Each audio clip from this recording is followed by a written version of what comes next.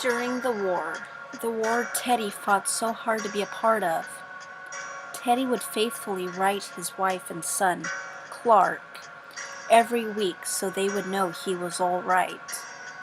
1 week passed and neither of them got a letter. They immediately began to worry. A couple of weeks later, Teddy's wife got a letter from the army saying that her husband had been captured and was being held in a POW camp.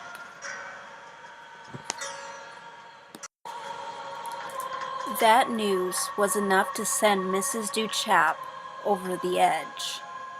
They assured her that they had no reason to believe that the American prisoners were being mistreated in any way. A few weeks later, Mrs. Duchamp and Clark finally received another 2 letters from Teddy. Mrs. Duchamp's read, "Dear Vicky, try not to worry about me, doll. They are treating us well and I will be released soon as the war is almost over. Make sure that little Teddy Jr. gets the stamp for his collection. Love you, Teddy."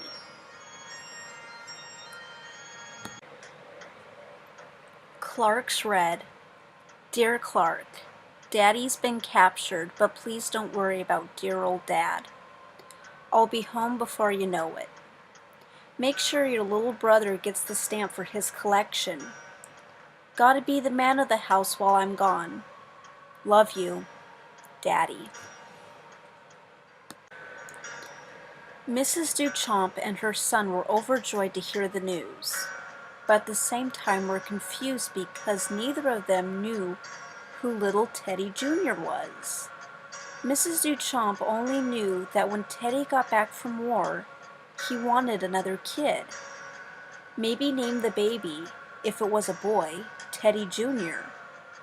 They decided to steam the stamps from the envelopes and to have a look. When Mrs. Duchamp did, they were shocked to find he had written a small letter to each of them behind the stamps. "They've cut off my legs and cut out my tongue. They shaved me with cheese graters," was what was written on Mrs. Duchamp's stamp. She began to cry again. On Clark's, "They feed me maggots and I've been vomiting blood. Help's not coming. Tell Mommy I love her and I'll be waiting for her in heaven. Goodbye, Clark." Clark stood there, tears streaming down his face.